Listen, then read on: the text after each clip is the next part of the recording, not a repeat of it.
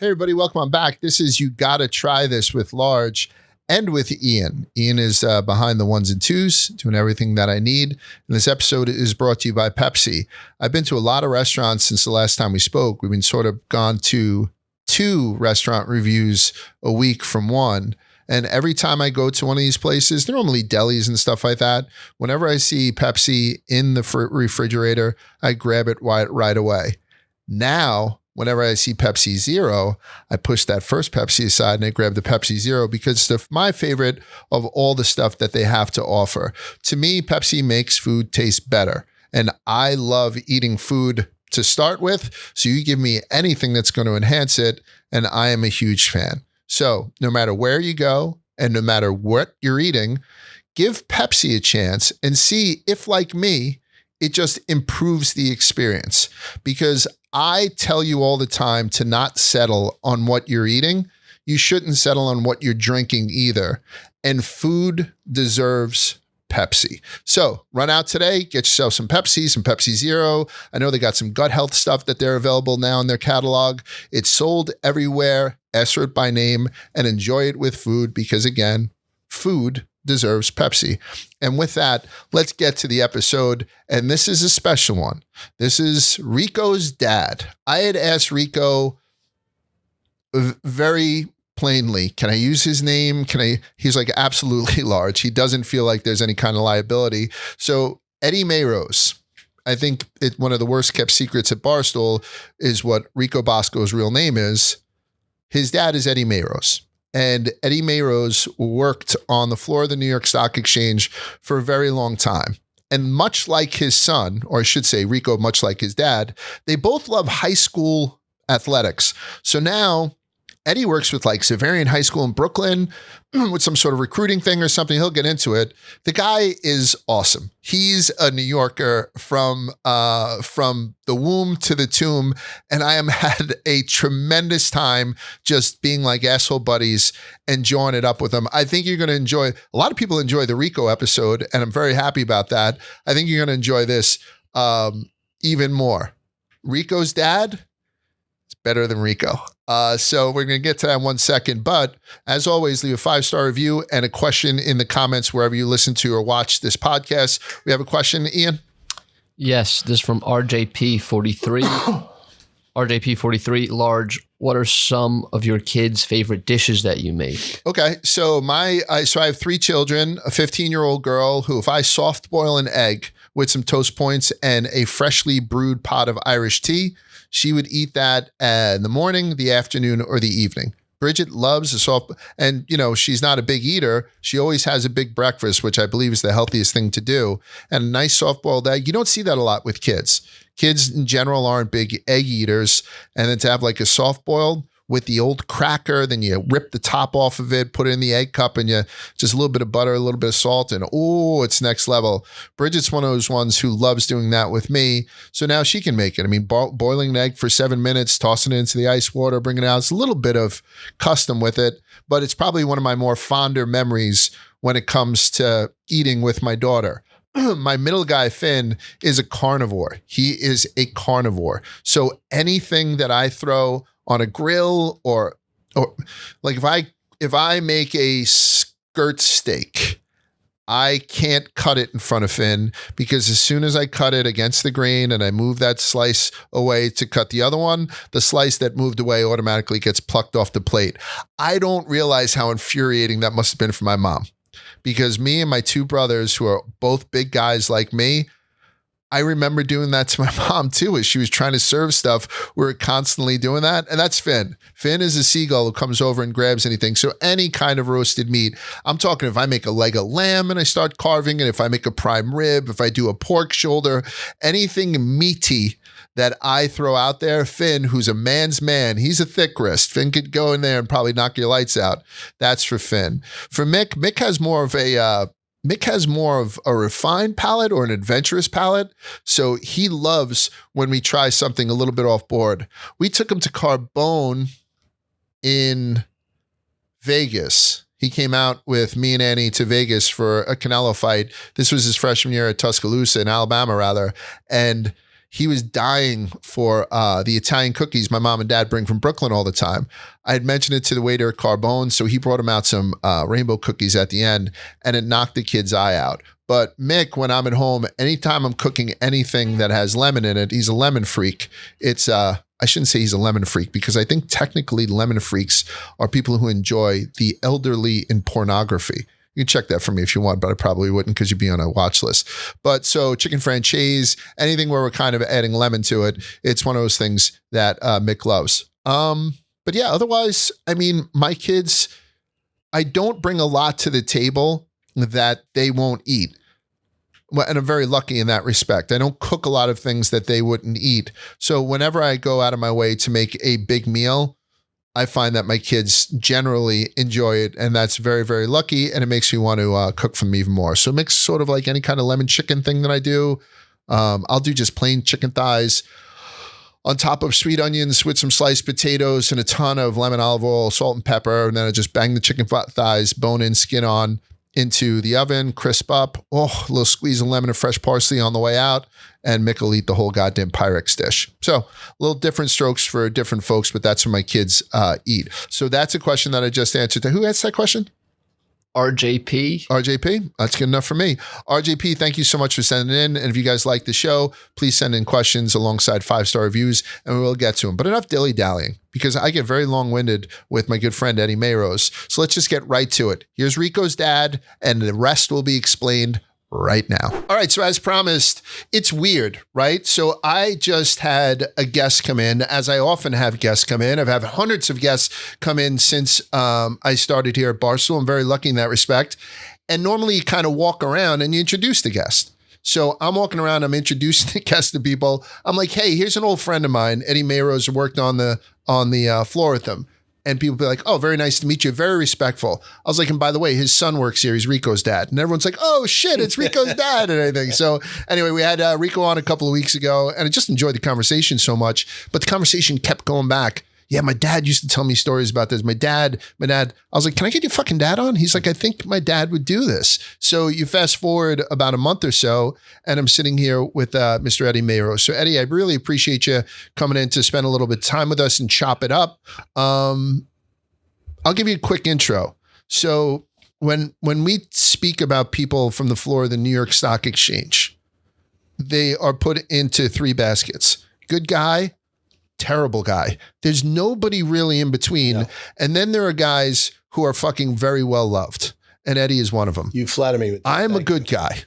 I don't think I'm the bottom tier, but you'll argue with that. I hear you, fucking scumbag. But Eddie's like one of those dudes. So even though I missed being on the floor with him by about a year, because I'd gone upstairs, and when I was on the floor with JP Morgan, and then I went down to Robinson Humphrey in Atlanta, then came up to Citigroup.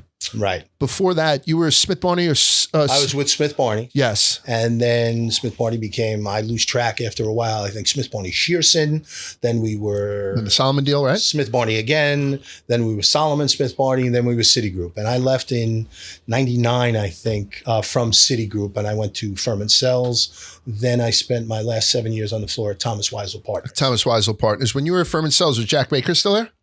He was not. Okay. So Jack was one of the guys when I first started. I sometimes tell stories about taking people out to eat as a Wall Street, because I was a $2 broker on the floor of the Amex first with my father-in-law, Rick Harvey. I was a specialist clerk first with Goen and Company. I was a clerk in Viacom and Viacom B, which is a big thing back then. Sit there every Tuesday and wait for Dan Dorfman. And then I went from there to being a $2 broker, and that's where I really started to entertain people every week. And one of the guys I loved to take out was a guy who ran the desk at Furman Cells, and his name was Jack Baker. And we went to, I think it was called Frank's Steakhouse. Yes. It's an offshoot from, I think, Old Homestead, guys. Yes, it was down the block from the Old Homestead in the meat district. Meatpacking, yeah. Yeah, meatpacking district. It was not a nice looking place. No. But it was phenomenal. Great food, very plain Janey type thing. It didn't bring in, you go to Wolfgang's in Midtown, and it's in that old tiled, like you're inside the Grand Central Station. Everything has it. Frank's was kind of plain Jane, very good food.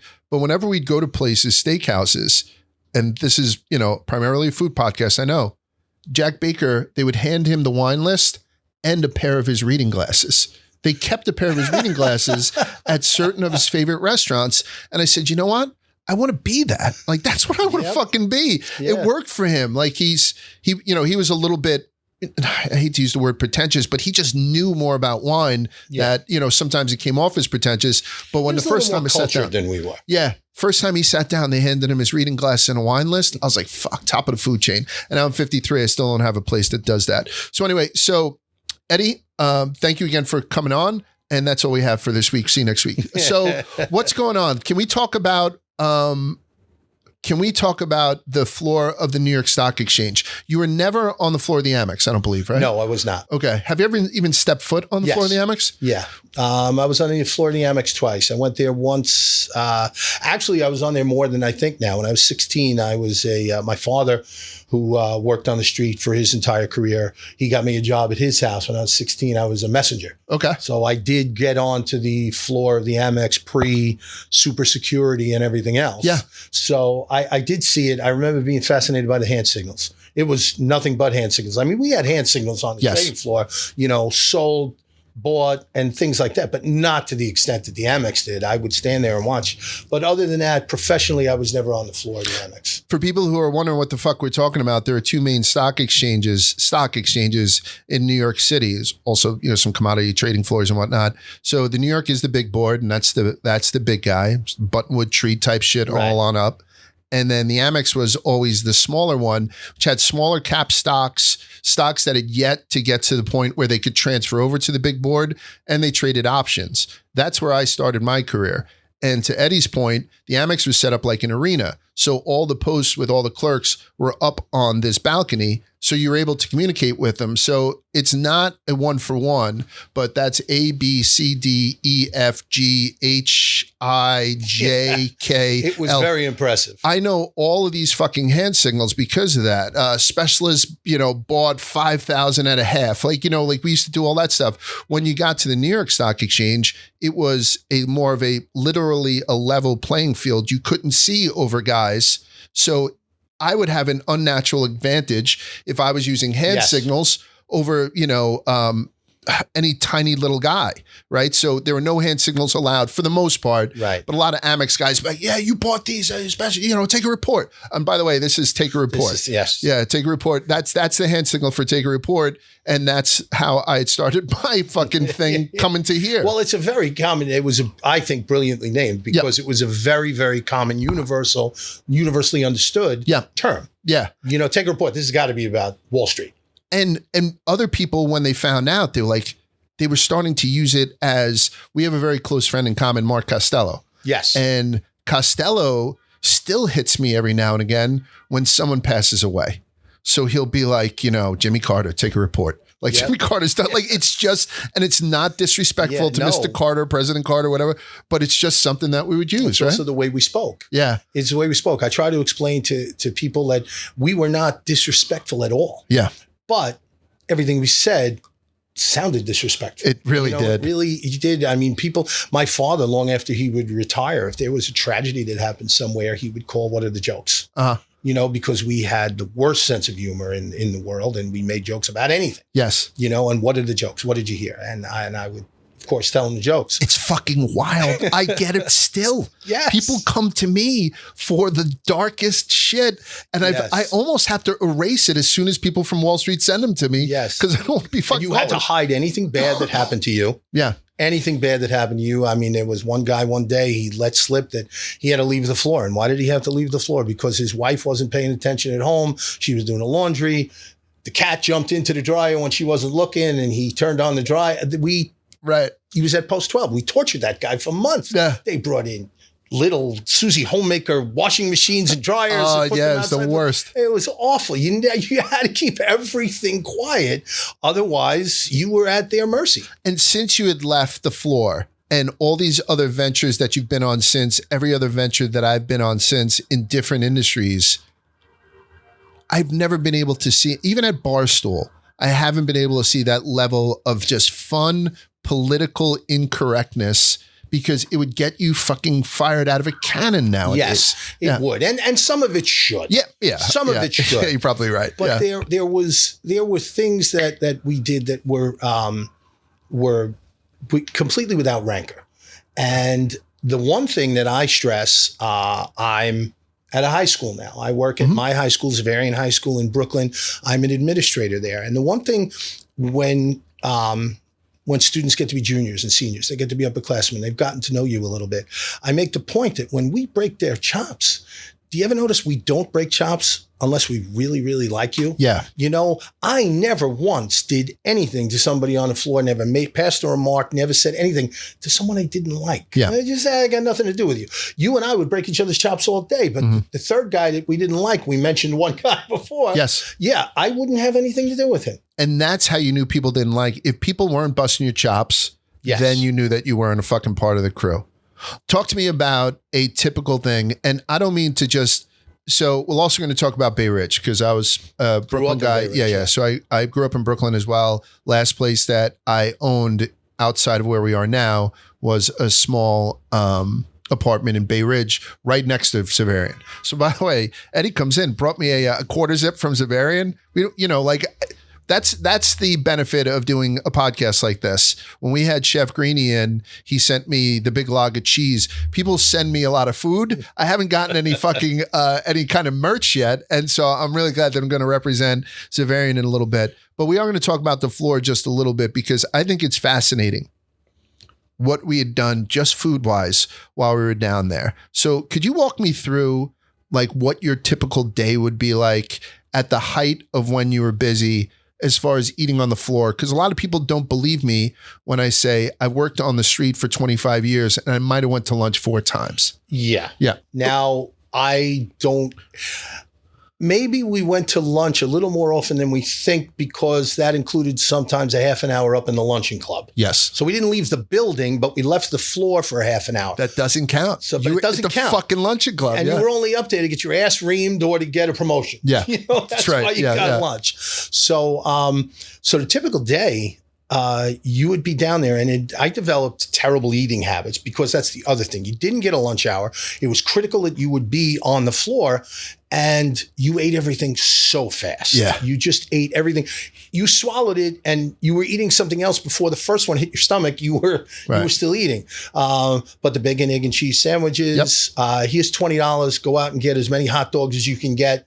You know, the cart outside, I'll have to tell you, the guy with the hot dog cart outside wasn't just a hot dog cart. I don't know what his name was. I do know it wasn't Gus. Was the grill one? But yes. It was outside Broad Street. Best hot dog cart in New York City. Best hot dog cart in New York City. And I spent a lot of time in Philadelphia over the last couple of decades. Best Philly cheese. I went to Pat's, with Steve's, with all those places. Greasy Gus, as we called him on the floor, and his name was not Gus, but we called him Greasy Gus. I don't know why the fuck would we? Yeah. I don't know where he got that name. Yeah. He had the best Philly cheesesteak I've ever had. Really? So, you'd run out there, but it was always, here's $50, go get as many hot dogs. Does anybody want cheese? You just bought in bulk. Yeah. And everything came in and you would grab because you were busy. Then on Fridays, you mentioned it on the podcast with Rico.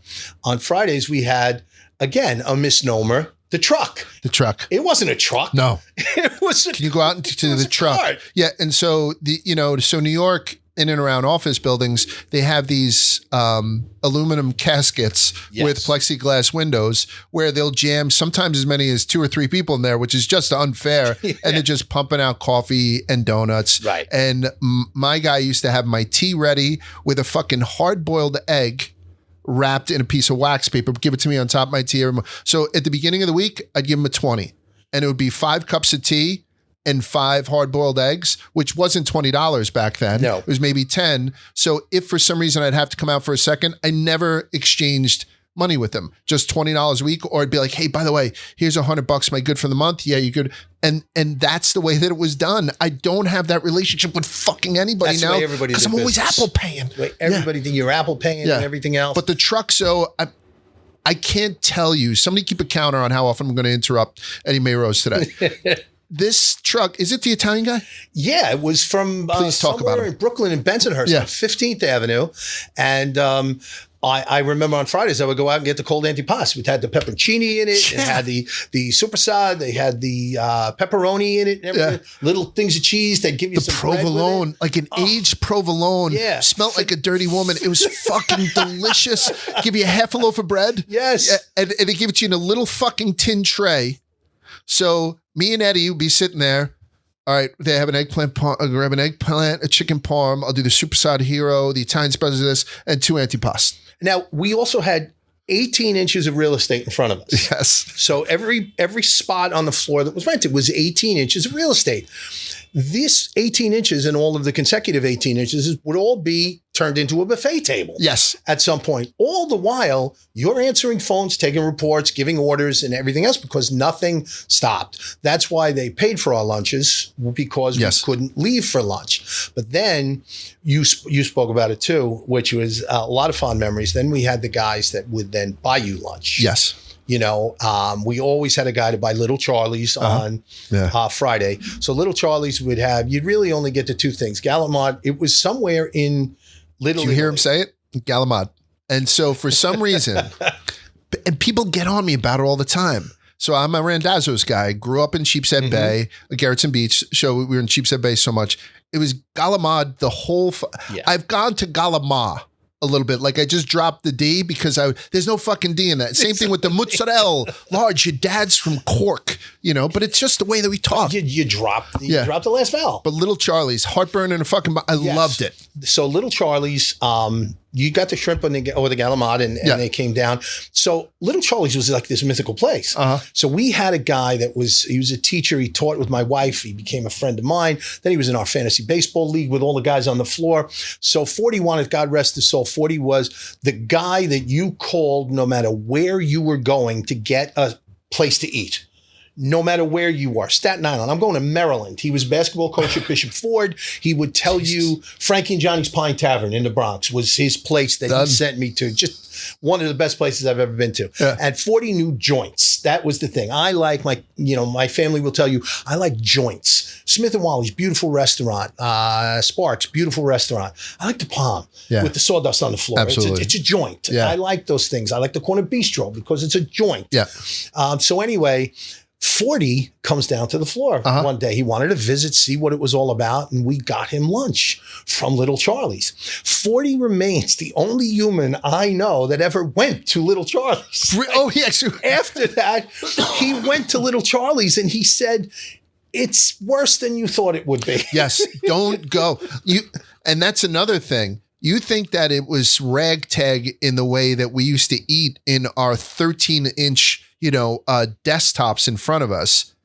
Seeing where the sausage was made at some of these Wall Street delis, behind the scenes in Champs, like all these places, you didn't want to. Never ordered the tuna fish on Monday. Never order last Wednesday's tuna fish on Monday. They make it a Wednesday or Thursday. By Monday, it starts to get a little bit ripe. Tuesday, they start to move it out, and Wednesday comes the fresh shit. But ironically, now we talked about Bay Ridge. I don't want to jump ahead, but my brother now, I call him my brother because we were friends before we ever started dating my sister, and brother-in-law just doesn't seem right. So my brother and two brothers actually, who both married my sisters, they are now the owner of Pippin's. But the first guy, his father opened Pippin's, and we all worked there. So we all washed dishes, waited tables, cooked in the kitchen. So I learned to cook, which my wife is forever grateful for because I do all the cooking in our house. Same.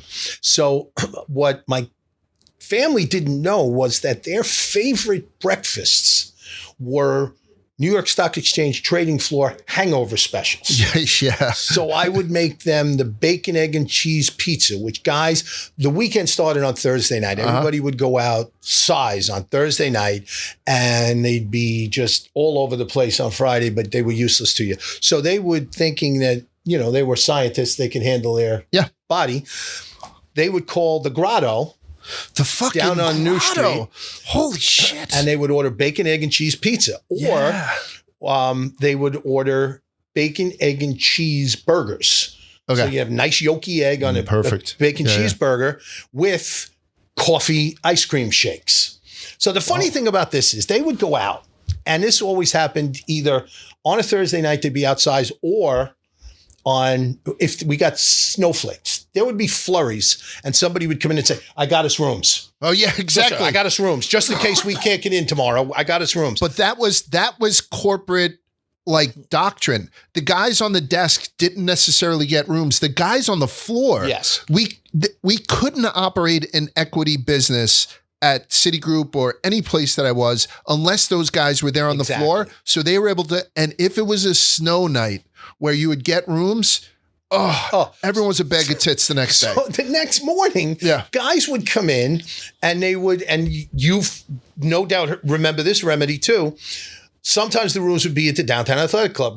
God rest its soul. We never saw it again after September 11th. Unfortunately. But they'd get a room, and their plan was they would get up, they would go into the sauna, try and sweat things out, do a cold plunge in the cold water, and they would come back and they'd eat their greasy burger and have their shake, and now they were good.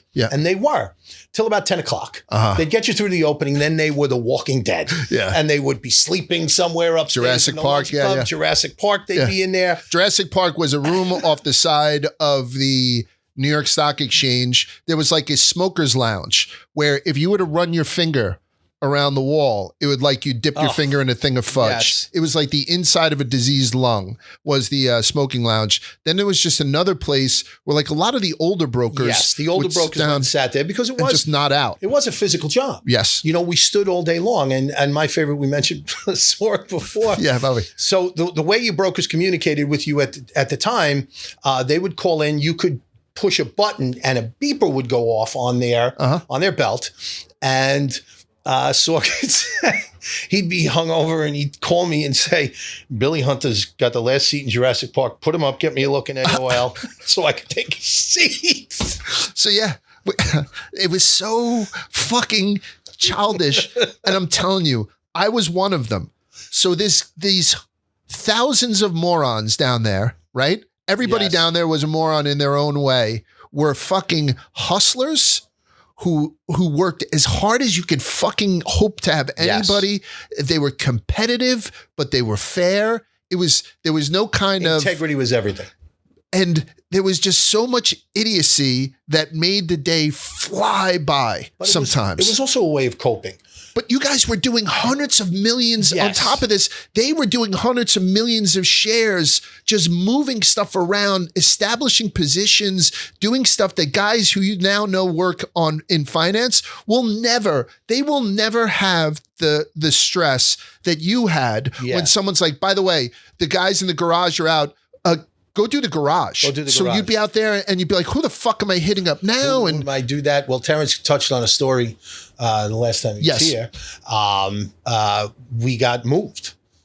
3 guys were told by the broker, not a good guy that we were talking about. And he came in and said, listen, if you guys can't do the job, I want to know about it tomorrow morning. So we had a little office across the street where we handled trades, questions on trades from the day before. And they were waiting for him when he came in the next day, and they had met and they said, yeah. Now, keep in mind, all 3 of these guys went on to substantial careers on Wall Street. Mm-hmm. You know, he treated them like shit because he was a piece of shit. Yes. And so they all told him, you said to decide, we decided we want out. So now he looks terrible because he's got a mutiny. He's got to go to the guys that are running the equity trading and tell them my guys don't want to work for me. So my boss at the time, who ran the floor, who I loved, you know, I don't think Steve ever knew my wife's name. I don't think we never had conversations. Yeah. He was always right in what we're not going to use too many names. And I really appreciate Eddie. Like, I can tell as he's telling the story, sometimes he's glancing over because we don't want to like put any dirt on anybody right now. Although I would love to. I would fucking love to. Especially this guy I'm telling the story about. Bury the shit. And there's another guy that I pushed at a wake. I would love to fuck him. So but when there's somebody that makes me smile, like Costello or, you know, like any of those guys. Mark Costello, one of the best humans I've ever met. He's actually pissed that I didn't, and we did this last minute. Rico told me that you coming in yesterday. And I was like, fucking yeah. He's pissed he's not in here being the third chair. Oh, he would be incredible. And that laugh, that giggle laugh. Oh man, Costi was the best. I was in Ireland with Costello outside of my father-in-law and my dad. And my dad wasn't in the industry. He was a structural steel worker. But my dad had given my resume to somebody who was just a fan of Notre Dame. I just graduated from Notre Dame, a guy named Dennis Goen. He was a specialist down on the floor of the American Stock Exchange. So Dennis gave me a shot, sight unseen, for I think 16 or 18 grand a year, be a specialist clerk. And so my dad had got me in the door, even though my dad never graduated the 5th grade after his father died, deep sea fisherman off the coast of Ireland, man's man. I can't drive a fucking nail. Right. My dad was structural steel. He was instrumental in getting me in that career. My father-in-law, who, God rest his soul, right, died in 9/11. Yeah. He was instrumental in giving me the building blocks to be kind of successful in that career. But it was Mark that when I got up to Citigroup, he was one of the first guys that didn't keep it close to the vest. There were a lot of people up there who, once they had their pads, like I went up there, I didn't have a pad yet. Absolutely. He was trading utilities. He opened up everything. Hey, Large, this is exactly who I talked to. I'm only going out as a bidder today. Mark loved to bid for stock. And it was instrumental in me getting my own pad and also establishing myself up on the desk as a very mediocre trader. But anyway, so I only speak fondly about Mark. So now when Mark came to us, it's funny you mentioned that. When he came to us on the trading floor, I got a lot of guys to train. So okay. So I got Mark, and Mark's new. Mark was coming, I believe, from a $2 guy. I might be wrong about that, but I think I have it right. Because Ralphie was down there too, wasn't it? I think I have it right that Mark came from a $2 guy. So I'm training Mark. First day, I'm training Mark, and I went to our broker, Bobby Sorg, and I said, yeah, I'm not training this guy. Yeah. This guy needs nothing. Really? He's going to be training me in about another week. I thought you weren't training because he's offensive sometimes. God, no, he was so sharp right out of the chute. I'm like, and I even said it to him. I said, all right, you just answer the phones. I don't have to train you with that. I don't have to tell you anything. He was brilliant. Yeah. And he was, again, the guy with the great personality, the guy who was generous, who would always open up to his knowledge and everything else.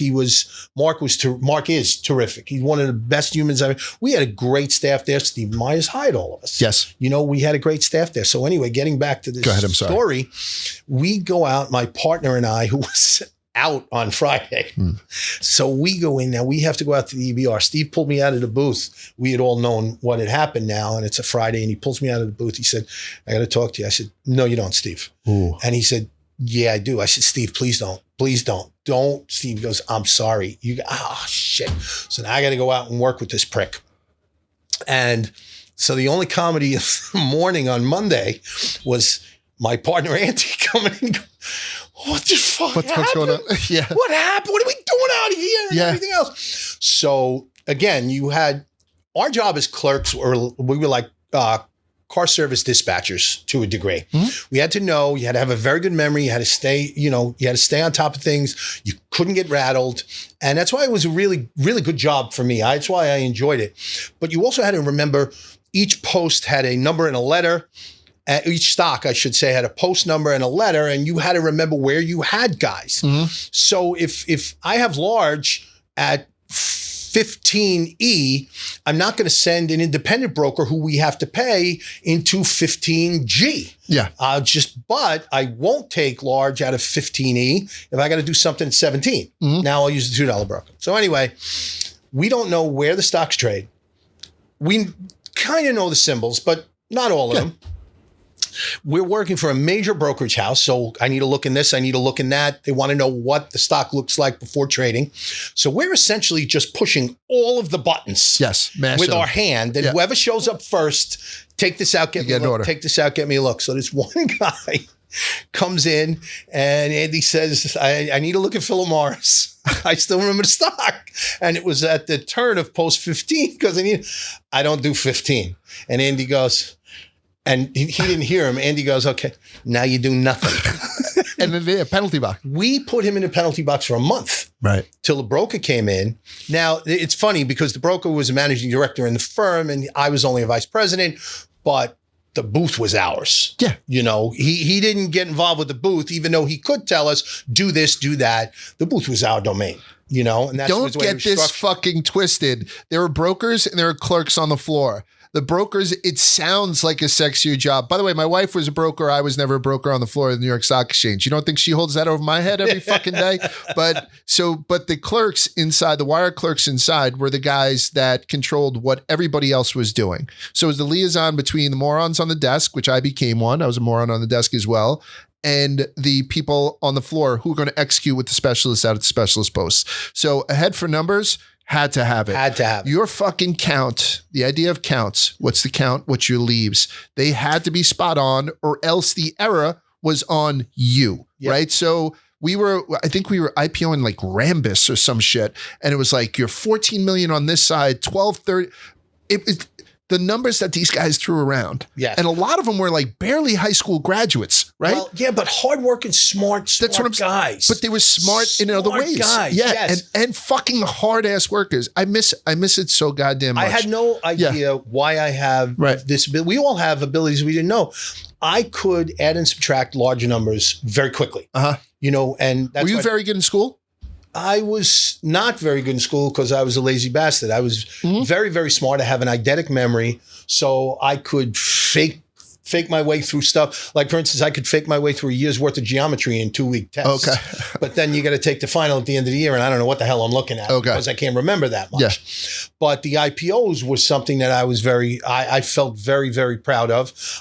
Shout out Tommy Lynch. Tommy Lynch, Tommy yeah, Lynch absolutely. and I used to do the IPOs. Wow. You know, so no matter what booth you were in, if you were bringing a stock, I was very proud of the fact that Tommy and I would be called into the booth just to handle the IPO because we'd keep track of what was in the shoe and what was being bought. And we'd working with Fuchsie. Chris Fuchs did them all the time too. Another great guy. So, and that's another thing. I keep interrupting you. So he's out in the EBR. Yes. Main room, garage on this side. On this side of the main room was a bullshit room called the blue room, which was kind of low ceilings. I'd mentioned it last week. Then there was an extended blue room, the EBR. So people who worked in the main room or the garage sometimes have never set foot in the fucking EBR. And so now they have a gentleman who knows whatever room he's working at, knows exactly where the brokers, knows exactly where the stocks are, knows all that stuff, and they put him in Asia, right? And basically 9:30 comes around and everybody needs a fucking look and everyone needs everything executed right now. That's the pressure that was on you. So after this guy was writing for us as an independent broker, and you explained it the last time, so I won't get into it. He was billing us for maybe anywhere between $4,000 and $6,000 a month. That's a significant thing when you consider that these guys have 10 or 12 firms with which they're doing business. So they're doing well. And that was a minor guy for us at $4,000 to $6,000, but he was still $4,000 to $6,000. We never touched his button. And the broker, the guy who was running our zone, came in and said, you're going to take him out of the penalty box? I said, no, he's off the line as far as I'm concerned. Could you give him something? I said, if he comes in and apologizes, we'll give him something.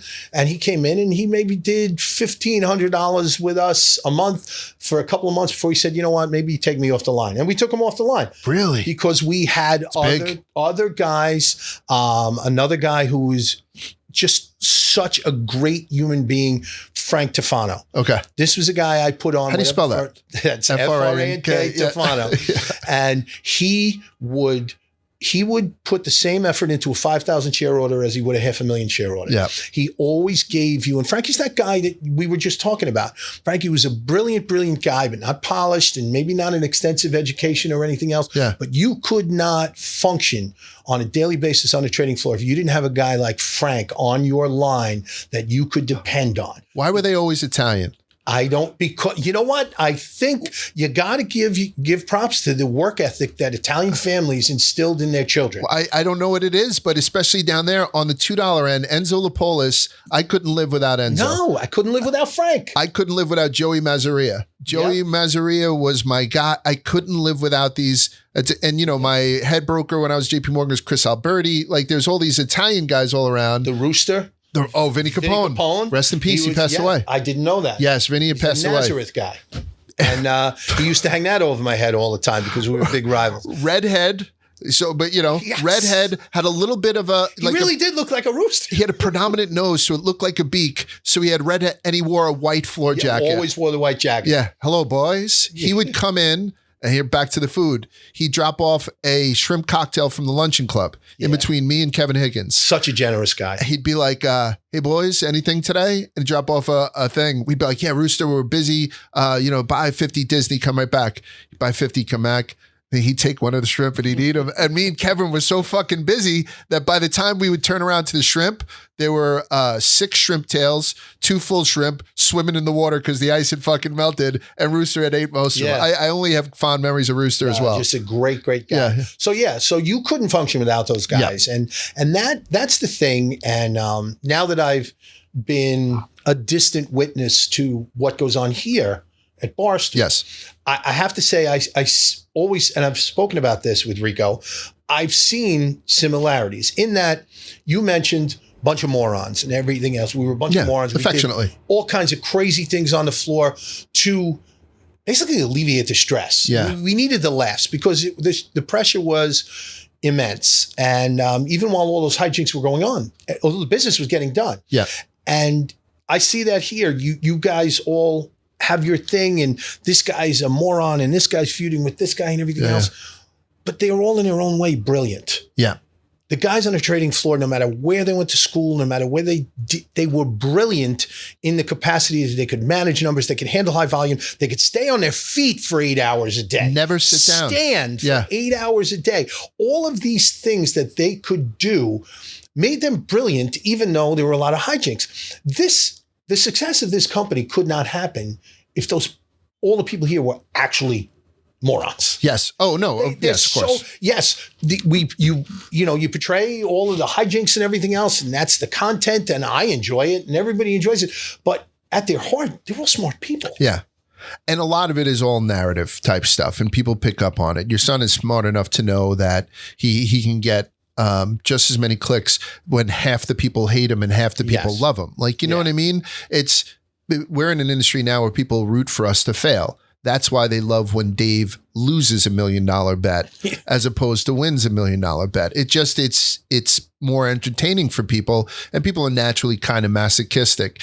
On the floor, though, I think before we get to more about the food, no matter how much partying you did the night before or any kind of excuse, everything did have to get done. And when people went in, you go and you witness so many industries nowadays where people don't finish what they start. Yes. Or they do a half-assed job. When people did a half-assed job or didn't finish what they started on the floor, they were fired the next fucking day. It was just too much. There's too much liability to it. And you had a responsibility to everyone else too, given that. Like I try and tell people where I am now, and this is the truth. I don't ever remember a time that I called in sick. Now, I went home sick quite a bit. Over the course of 20 years on the floor, I probably went home sick 15, 20 times. But you never called in sick. Right. Because you had to show up and you had to make sure we good. Nothing crazy happened overseas. Nothing crazy happened overnight. All right, guys, I'm dying. I'm going home. Get out of here. You're going to get everybody else sick. But you showed up. Yeah. And that's something that doesn't happen anymore either. I noticed that too. And JP Morgan even had Morgan Guarantee and Trust right across the street from the New York Stock Exchange. We had the Mama Leone access to everything in JP Morgan because as a floor worker, they just wanted you to be able to access. So we were able to go up to the executive suites, JP Morgan, and they had their own doctor's office. So they could even be like, Large, just jump up and see if you can get yourself some antibiotics now and be back down in a half hour. That's how quick. And this was back in the day where it wasn't minute clinics. If you were sick and you need to go to a doctor, you're calling up and doing all that kind of bullshit. I remember a food story, particularly about the New York Stock Exchange. The clerk's bathroom in the New York Stock Exchange before the opening. Would you agree with me? It's one of the busiest, most disgusting places, and not disgusting from having shit on the walls or anything like that, but it was just so much volume right before these guys had to start getting their looks around sometimes as early as 9 and 10. Horrible. So everyone would try to get that last leak or something in beforehand. They jump right downstairs. Joe Donovan's dad was like the security guard by there. There would be guys waiting online for a stall to take a dump, and they'd be waiting online with a cup of coffee and a fucking egg sandwich. So when somebody would walk out, you'd hear them flush behind. You would walk in, put down, you would eat your breakfast sitting down in someone else's warmth. That's crazy. That was too much. It's fucking crazy, isn't it? Just real quick on that. We had. You can go slow on that. I don't know. Well, we had a key to a bathroom on the 10th floor. Oh, and that's gold. There were about 3 of us that had a key, and we wouldn't share it with our mothers. Right. Oh, come on, can I have that? No. Fuck no. Somebody catches you up there. No, we lose the key. No way. No way. You're not getting the key. And we would go up, stand on the elevator and go up to the 10th floor because the bathrooms were so disgusting. Yeah. They really were. And that was the volume on that. But there was another disgusting day. Speaking of food, was the tradition. We had a tradition for the Super Bowl where there was one box that was $1,000 a box, winner take all. So on the final score, it was winner take all. And the tradition was, and the floor stunk for 2 days after this, the winner would then buy White Castle hamburgers for everyone on the floor. Yeah. Maybe it would cost $4,000 or $5,000. I don't know. And White Castle hamburgers, they're still under $1, I think. And they would call the factory in Queens, and they would come in with the suitcases. Every one of these burgers ice cold before they showed up. And everybody eating them all over the floor. So you can just imagine there would be 4,000 or 5,000 White Castle burgers. Right. And the ensuing effect. This is 5,000 burgers. So you talk about, that time you and your friends got 2 dozen pizzas. This is 5,000 fucking sliders. And they would bring them in, and what a aroma ensued. Oh, but the place smelled like a hooker's taint by like 2:30 in the afternoon, right? Oh, it was awful. There is so many of those little, and inevitably when they would have fast food like that brought down, they would inevitably take a big intern and be like, hey, can you do 10 Big Macs in 10 minutes or something? And we'll put money in a hat. Yes. And the money went in a hat to where the intern's like, no, I won't do it. How much money are you going to put in a hat? But they would hand it around. And the next thing you'd be like, wait, this hat's got $4,000 in it. Let me try and do 10 Big Macs or some shit, right? And it would always all come up on number 7. I don't know why, but you couldn't get it. And what they wouldn't realize was it was the bread. The bread would expand in your stomach. But number 7 was the one that always came up. I don't know why, but we would stand there and watch, and there would always be some poor bastard intern who wanted to, this is cool. I could do this. And, you should see how much me and my buddies drink at college and everything else. And we'd be shaking our heads like another poor bastard is going to throw up all over the place. And he would, and it would come up on the 7th one. What were you about to say? We should do this with the Barstool summer interns. Yes. You know what it is, though? You'll get sued. One of them will all of a sudden get, wind up having a gluten allergy, and they can't, I won't stop fucking shaking. These kids were surrounded by 40 and 50-year-old men who are captains of industry. I'm telling you right now, the amount of micron that moved in and out of this fucking guy's booth was astounding. Correct? Right? Yes, absolutely. So the captains of industry, as far as I'm concerned, and they're sitting around like a bunch of morons, myself included. Please know that when I use the word moron, I mean it as affectionately. My kid, good night, moron. I'll say to my kid. We'd be sitting around cheering on this kid. And you're right. Around 7, the nerves would get to him. Yes. Because the whole floor was looking at him. And we did one up on the desk at City, and the kid looked up in the air, and I was like, oh no, he looked up in the air. So when he threw up on himself. Oh, you know what I mean? And that's in the middle of somebody saying, sold you $1 million intel. Yes. You know what I mean? Well, not only that, you would take it. We never lost where we were. So these guys that were standing around, what's he doing? Well, he's trying to eat the 10 Big Macs. So what's he on? 4. What is he? All right. Well, we're 6.5, 7. Making markets. 10,000 by 15 or 10,000 by 800. Okay. Well, all right. I'll take. It was great. Yeah. Guys would be shorting him. Yeah. Like he was a stock. Yeah. It was crazy. How do you feel? Oh, I just bought a put. Yeah. There was it was infantile. But if you're up in the balcony. By the way, I was down in New York Stock Exchange a couple of months ago. I rang the bell with a company that was listing that we had on Barstool Finance, this ETF called Y'all. And their nuance was that they didn't invest in anything that had any kind of DEI division to it. Right. He's like, I think that hurts profitability. We have no problems with all that stuff. So that's their business plan. And I believe it was doing very well. I haven't watched it in a while. I own a little bit of it. So they invited me to come ring the bell with them because we gave them some shine on Barstool Finance. I went down there and Basil's there. I saw Bob Basil. I haven't seen Basil in a while. Yeah. And he looks great. Yeah. Tommy Bent, Timmy Anderson, Pat Casey, Bobby Charmack. There's a bunch of guys that we had seen right away. It was one of those, you have so many Charmack stories about. I know, God. yeah. Who's the big guy who he used to work with? He used to rip phone books. They would do Gary Benton. Yes. Gary Benton. Except when he was drunk, they call him Larry Fenton because he had a different personality. And this guy was born with a full head of hair and a full set of teeth. He was a big guy. And so if you did a tour of the New York Stock Exchange, sometimes the tour guide would bring a New York City phone book. And then when you got to Gary, he'd rip the book for them, I believe. And a lot of this is, urban myths and stuff. Who gives a fuck, right? Like, let's talk about it. But if you were up in the balcony of the New York Stock Exchange looking down, it was astounding how much stuff was going on that you probably didn't notice that a 22-year-old intern was about to throw up 7 Big Macs, right? But it looked like it was described for me one time as an ant farm with the top removed. Yes. That's what it would look like from the visitors gallery. And yes, you would not know that was going on. When was the last time you were down on the floor? 15 It's been years? more than 15 years. Right. It's different now. Yeah, it's completely different.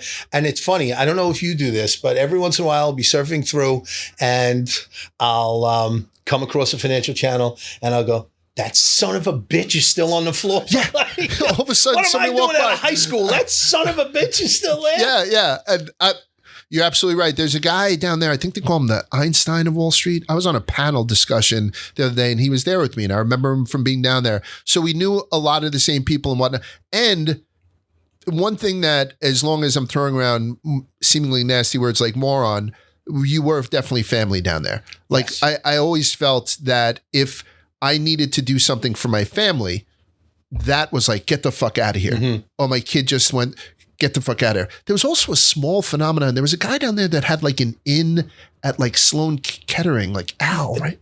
There were guys, Al Smith. Al Smith, yeah. Al Smith, whose grandfather was governor of New York. Yeah, the Al Smith dinner, I think from him. And the funny thing about it, while we're talking about all the moronic stories, and right. It was where GoFundMe originated. I remember a tragedy where a guy was on vacation. And this happened all the time. I'm just telling this one specific story. The guy was on vacation and he died. He was on, I think they were playing hockey. And he died and he had 3 kids, not small kids, but not teenagers. And the first thing that they found out was that it was going to take a while to bring him home. Mm-hmm. And so the phone calls went out to Al Smith and he took care of that and they were bringing him home.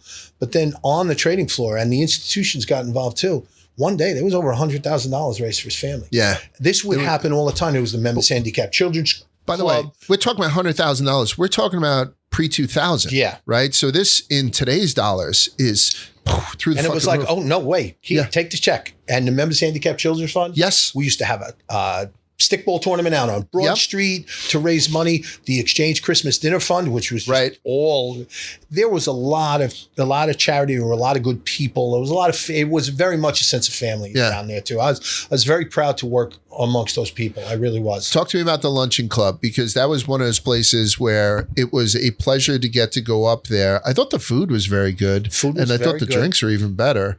But I kind of go up the there. Drinks that kind of found themselves down to the floor in the soup cups. Yeah. But the Luncheon Club, I used to love to order the sandwiches from the Luncheon Club. The one thing that I ordered from the Luncheon Club, specialty of the Luncheon Club, was their chicken pot pie. Oh, really? Chicken pot pie was fantastic in the Luncheon Club. I know a few guys that would go up there to eat all the time, but basically guys would go up there for a drink. Just for a drink, day. And when I say a drink, I don't mean that they were alcoholics that I need a blast. I need to relax. I need to just, let me just calm down. Let me have, they would go up there and everything else. And then there were the guys that went up there and their bosses would come up looking for them. And they would go over the bar and out the kitchen and down the back stairs before they got caught. Yeah. So there were a lot of hijinks there. But the Luncheon Club was a high-end place. It was really nice. It was beautiful. So you'd go up there. It was all that burnished wood. It looked like it was made out of a grandfather clock. There were what the hell is that stupid backgammon boards out? Guys would be playing backgammon. Remember the Bloody Bulls? The Bloody Bulls, Like, yes. It was like clam broth in vodka, Yeah, it was right? Yeah, it was like clamato, clam broth, tomato juice, and vodka. I don't know if they threw a clam in there too. And you would just do a Bloody Bull.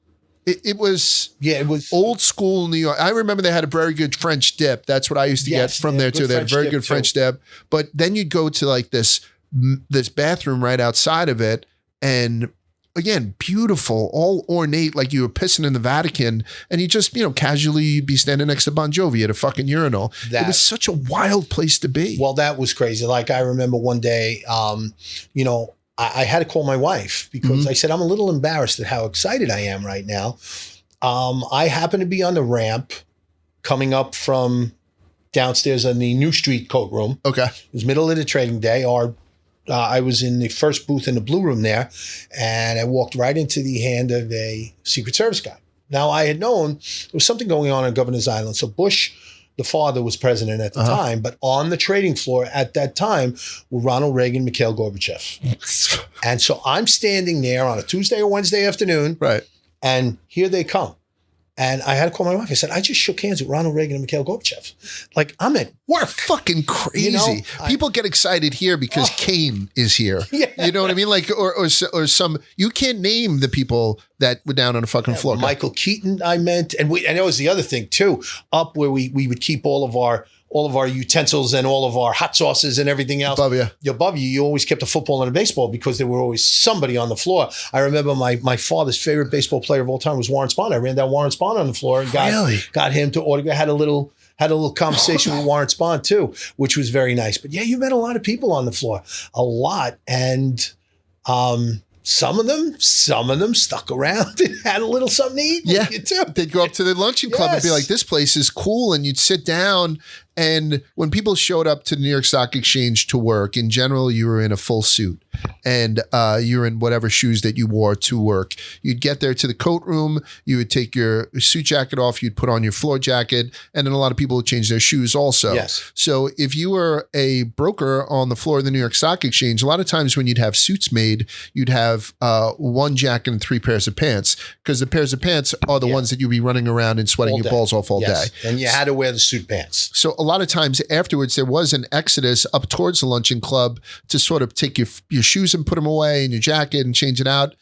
So it kind of behooved you just to go over there and grab a quick pop. Yeah. If you're not going to go out to O'Hara's or remember Moran's? Yes, Moran's did a great fucking place. burger. Well, Moran's had a great burger. Upstairs, maybe? Well, I remember Moran's over by Sims. Moran's by the old church, by Sims. That was what we called the old church. Yes.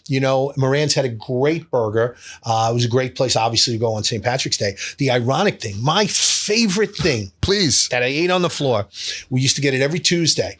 And the thing that always makes me laugh as somebody who loves Mexican food and spicy food and everything else was where it came from. We would get the chili every Tuesday, the best chili I've ever eaten in my life, from McCann's. From McCann's This Irish pub served the best chili I've ever had. We would be every Tuesday. We get McCann's. We getting chili. Yeah. Getting chili. Never ordered from McCann's any other day, although McCann's had a decent burger too. But the chili at McCann's was, of all of the things I've eaten on the floor, that was my favorite thing, was the chili. The pot pie from the luncheon club, the patty melts. What was the name of the place on Broadway we ordered the patty melts from? I had never had a patty melt. Didn't know what it was. Right. It was terrific.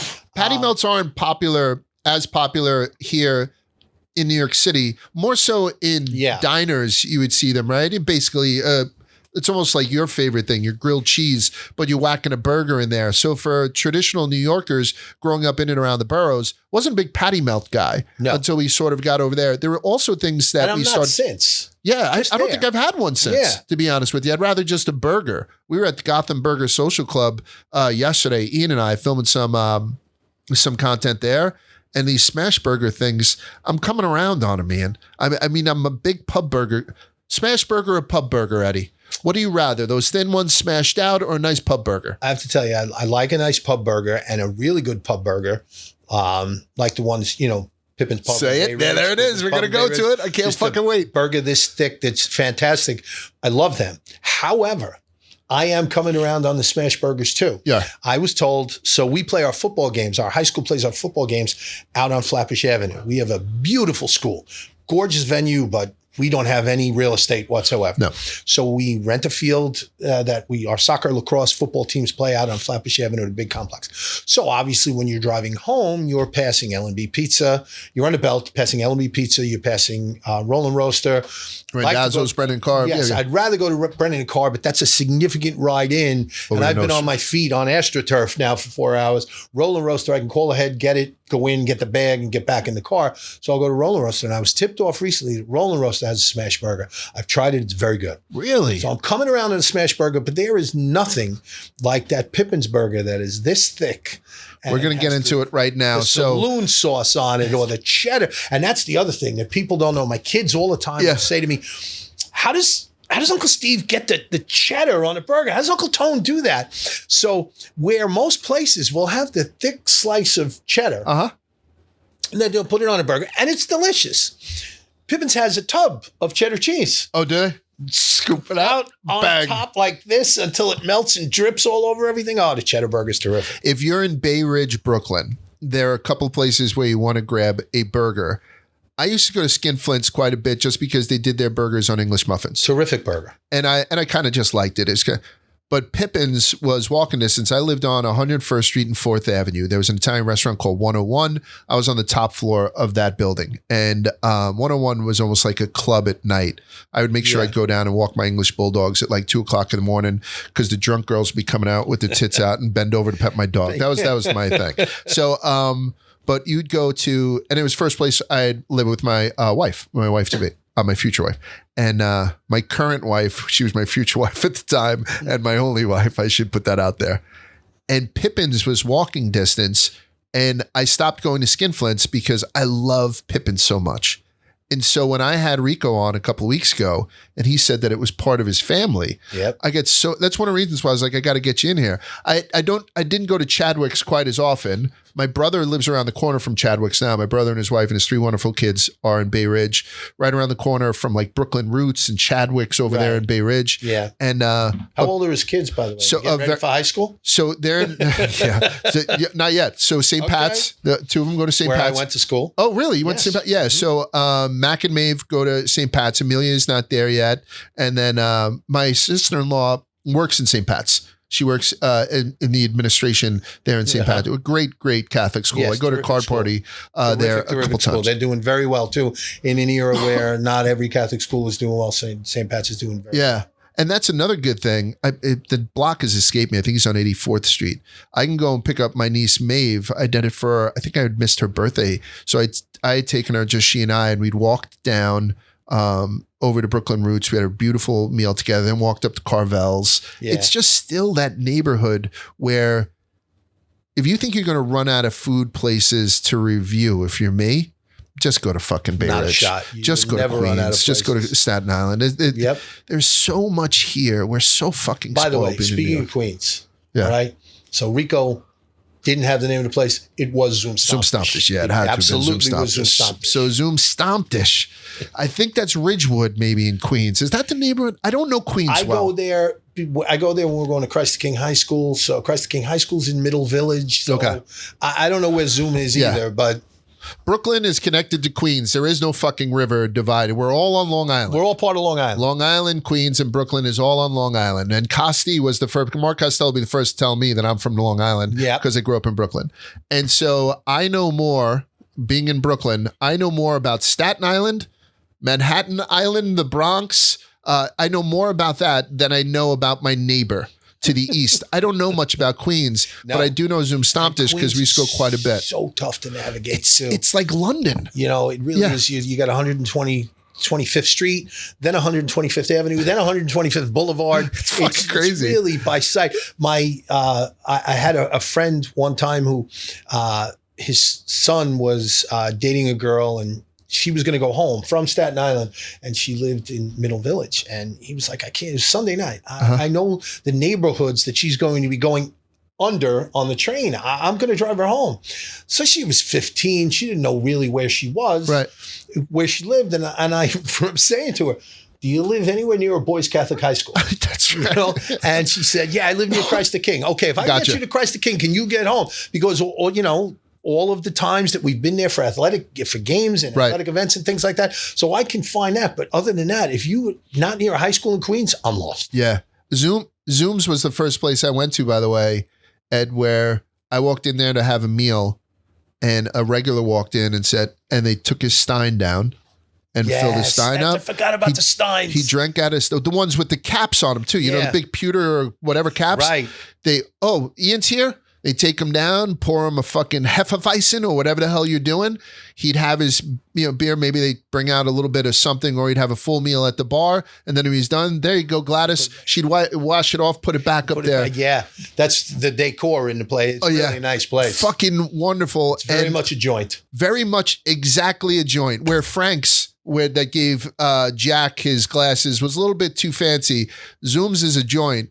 I went directly to a Billy Joel concert in Shea Stadium, and before Billy came on, it was like a hot sleeve of golf balls in my asshole. I missed the first 6 fucking songs in the old Shea too. Right before they knocked it down. You didn't go Sauerbraten, did you? I did. I went Sauerbraten. That's such a mistake. Stop. You're going fucking out. Beats. I'm fucking hissing steam pipe above me. I'm honest to God, I'm having, wasn't even a dumb, it was an exorcism.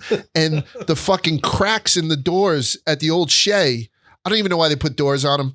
There was like 2-inch cracks. Everybody walking by, you'd have to put up the toilet drapes. Yeah, you put the fucking toilet paper. Hang off floor jackets on the hooks. Yeah, exactly. Yeah. So it's so fucked up. So Pippin's now is still in your family, obviously, right? Because your sister is married to the owner? Yeah, both of my sisters are married to the 2 owners. Yes. So there are 3 owners there, and 2 of them are technically my brothers-in-law, but we've been very close. You're bros. Since before they started dating my sisters. Uh-huh. You know, so we always feel like we're doing a disservice to one relationship if we say in-law. Right. You know, but then again, if we say brothers and people over here, they think maybe we're from Appalachia or something like that. Right. My brother is married to my sister. Exactly. You know, so if you don't know, that's your family problem. tree is a broomstick. Yes, it's your problem if you don't know. But yes, it is. And there was another place in Bay Ridge, sadly closed, that we used to send a car to for lunch on the floor, New Corners. Oh, New Corners, New Corners is closed now. That place was open for 80, 90 years, and we'd put a guy in a car and bring back the zuppa de clams and bring back mussels and, I fucking hate I have this guy on. Fucking New Corners, I've had family. So New Corners was kind of right off of so when you're coming off the Verrazano Bridge. Yep. And then you're on the BQE for all intents and purposes, right? It goes to the Gowanus, right? Well, you get off before you get on the Gowanus, you would get off at Fort Hamilton Parkway and continue for a couple of blocks. I know exactly where it is. Right there. Yeah, but it's not open anymore. It's not open anymore. Okay. No. So you go there, get the Zuppa and all that stuff sent down? And trays of it would come in, and, you know, we'd send a couple of kids down then to meet them. And you had to trust the interns. You had to trust the guy you were sending. We had a wonderful guy, still a close friend, that when we would go to the Corner Bistro, like when $2 brokers wanted to take us out, we did not say, I want to go to Sparks or I want to go to Smith & Wally's. Mm-hmm. Now, you know what? Get tickets to the Jimmy V Classic and we'll go up to the Corner Bistro beforehand. We'll have burgers, beers, and we'll walk to the garden. Yeah. So, the broker that used to do that for us, we called him Tony Wah, because as I said, you used to push a button and the broker would call you and he would always say, Tony Wah, you know? So he was Tony Wah. And Tony Wah was just a wonderful person. And he would take us to the Corner Bistro. But the intern we would send up as one of our brokers used to call him, would send up the early muscle. All right, Ryan played football at UMass. Okay. I had to go up there and stake out tables. Really? Okay, yeah. So Ryan would be the early muscle. Now, if you sent the wrong intern to a place, one of my favorite stories is there was an intern, a little bit of a knucklehead, and somebody's nephew or something like that. So it was like, okay, you're going to go up to whatever the Chinese restaurant was at the top of Exchange Place. Here. What do you want? What do you want? What do you want? And so they give him a list. They needed 8 number 2s and 6 number 4s and everything else. So he had been getting some shit because you take it too long. And of course he was taking too long because he would take his time. Yeah. Get back here with the food. We have to eat. So now he's been told to hurry up. He gets up there. There's a long line. So now he's an intern. He wants to make an impression. He wants to be a quick thinker. What does he do? He goes down the block to a Chinese restaurant that's not included and orders 6 number 2s, 8 number 3s. Oh, yeah. Not even considering that the numbers. Oh, that the numbers aren't the fucking same. He didn't bring anything back That's that a they death wanted. sentence. A death sentence. And it was pretty much a death sentence. It is. He wasn't around after that summer. We didn't see him again. Yeah. Usually summer interns They might have had him get whacked. They might have a lot of that down there. Might have had him whacked. The screaming and yelling that went on at that poor My bastard. first day on the floor of the American Stock Exchange, I was in a full suit. I was the only person there in a full suit, right? American Stock Exchange, everyone was in suits, but everyone went to floor jacks, just didn't have them. My first day, one of the main brokers there, who wound up becoming my father-in-law much later on, like I had said, said, take in a hot dog order. So I went down the thing with a pad, knish, I'll take 2 mustard and kraut. I'll take 1 with onions in this. I'll do this plain black cherry, dark brown tea, blah, blah. So I went to the hot dog cart and I was meticulous with it, blah, blah, blah. Had it split up into bags, comes back, you had this, you had blah, blah, blah. And then I got to the end, Rick Harvey, the guy. And I said, all right, and Rick, this one's for you, Doc Brown's cream and 2 with mustard and kraut. And he said, yeah, you're the new kid, right? I'm like, yeah. He's like, Notre Dame? I'm like, yeah. How much did your parents spend to send you there? I said, I don't know. I did a lot of it in school loans and stuff like that. Roughly, what does Notre Dame cost a year? And I said, I don't know. Back then I was like 30 grand. It's like 30 grand. So let's do 100 grand. Just so you know, your parents spent about 100 grand on your education. Make sure you go home tonight and tell them that you didn't fuck up my hot dog order. And I was like, oh, that just broke my heart. And he was giving me a compliment, but he just fucking decimated me at the same time. And he did it around food, right? Yep. And now, again, this guy, I had houses with him in the Hamptons, as we became more friends. But I would also be a little bit more aggressive with my lovemaking to his daughter, remembering about that time he fucking took my pants off with the hot dog order. So all of that stuff kind of does revolve around food. Like going to Echo with the boys, like Leo Carlino was one of our $2 brokers. So I go to Echo with him all the time. Acapella, all these places in and around. It's what introduced me to the New York food scene. I would never have had that experience if I didn't have my time on the floor. No, and I spent a short amount of time on the buy side before I was on the trading floor. So I got scumbags. Yes. Buy sides of the those are known to be the scumbags of it. You know what I mean? So go ahead. Famous difference between the buy side is the customers. Yeah. And the famous description of the buy side and the sell side has to wait till after they hang up the phone to say asshole. Yeah, exactly. Yeah. So anyway, I was on the buy side. So I was exposed to Say Yang, Sparks. Yeah, Say Yang was the shit. All of these, Say Yang was the shit. And it was, the apples, the apples in the ice and everything, caramel apples in the ice. So I was exposed to all that stuff. And I'm really a burger guy. I'm really like a joint guy. It was never occurred to me. But another thing with the food, now that was very meticulous on your part. And I'm surprised you did that. I'm surprised. I thought your story was leading up to he was going to scold you when I tell you to go out and get burgers or hot dogs. Spend every cent I gave you on the hot dogs and we'll grab them when you come back in. Because that's generally the way you order. So there was one story that we had a guy on the floor. He was a squad. All right. So now squads were employees of the exchange who, if you were in the middle of a crowd and you were trading and you needed to get a report back to the booth, you held your hand over your head and the squad would take it back. Now, squad was an opportunity to get a job on the floor. As a matter of fact, Dick Grasso started out as a squad, became president of the stock exchange. So you wanted to be sharp. And you take the order, you try and glean any little tidbits you could because you were trying to impress these guys. And we did hire them quite a bit. It wasn't an unusual occurrence. So this one squad one day, and they would run errands for you too because they wanted to get in your good graces. So they would run errands. And guy gave him $100. We had one place where you could buy it. Did they have a gold mine, Morris? Oh my God. You had one little candy store in the whole candy place. counter, Morris's candy counter. And he had a lock on it. And he ordered you stationery. And this guy, what a business. So go down to Morris. I got to break this 100 anyway. Give him $100. Go down to Morris and buy however many Cokes, get some bags of chips and everything, and get something for yourself. So he comes back up with all the stuff. I love this story. And he gives him $5 back. He says, the hell are you doing with the $5? Well, what did you buy? He goes, well, I bought myself a watch. Yeah, go get something for yourself. I got myself a watch. Got himself a fake Rolex off a fucking blanket out in front of the exchange. No, downstairs to get rid of that watch and bring me my money back. Right.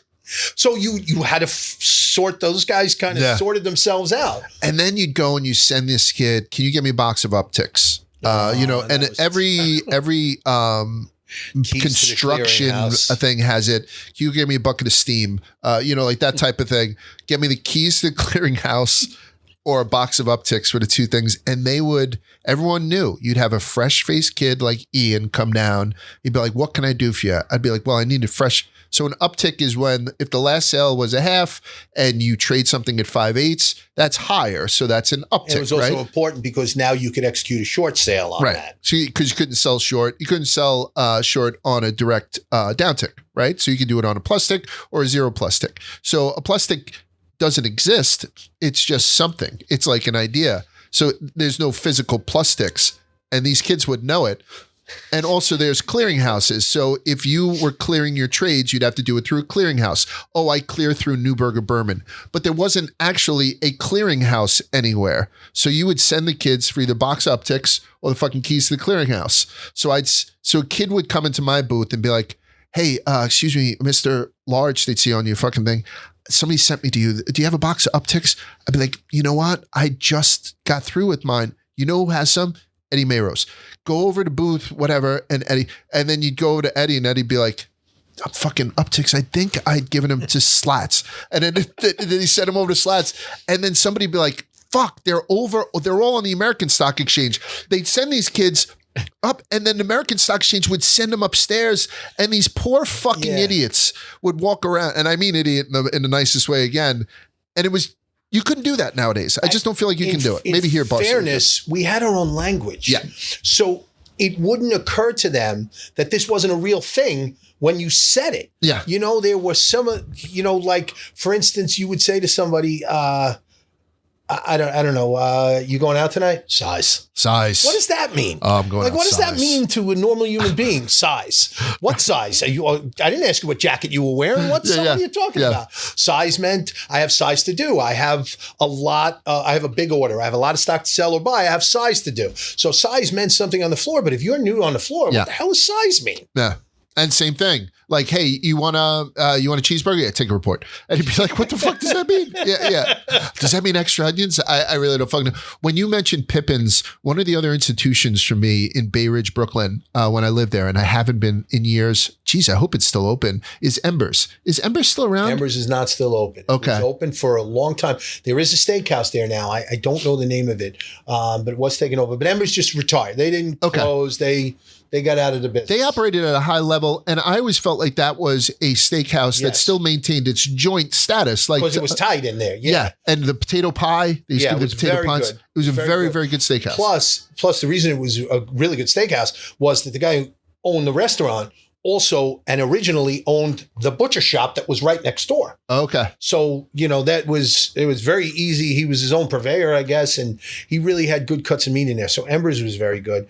Another place that closed, not in Bay Ridge, but in Brooklyn, one of the greatest places of all time is Two Toms. Oh. Now, Two Toms closed just before COVID. You better shut your fucking mouth talking about Two Toms to me. It broke my heart when fucking Two Toms closed. That's a joint. But we went the last fucking week. asshole. My kids had never been there, and they took me there because it was closing right around my birthday, and we all went. And the pork chops with vinegar peppers? Pork chops with vinegar peppers. But they all stood in amazement.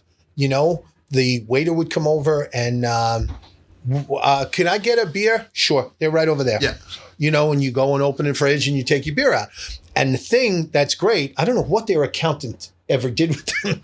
Your bill would be a guest check that had $750 on it. That's it. That's it. And it was no all itemized anything. It was cash. I'm going to set the stage. We would have the biggest, I would have a wedding there if I could, but like bigger parties that you'd think you'd want to go someplace fancy, you'd have at Two Toms. It was folding tables, right? Yes. It was folding tables and those heavy steel chairs. Paneled walls from the 1960s. Listen to this, man. He knows exactly what the fuck he's talking about. Not an open kitchen, but some guy would come over in a t-shirt and jeans. Yep. And they'd bring out seafood salad in just old Pyrexy bowls with a fucking big scoop. You throw in the garlic toast that they had. The garlic bread was almost None toasty. of them matched. You would never have a plate that looked like the plate next to you. It was just all yard sale stuff. The vinegar pepper, the double cut pork chops with the vinegar peppers. The seafood salad was one where I used to take the bread, put it in there, and then weigh it down with a spoon. That way it would soak up all that juice. The pasta course. The fucking raviolis bowls. that they would bring out. And it was family style.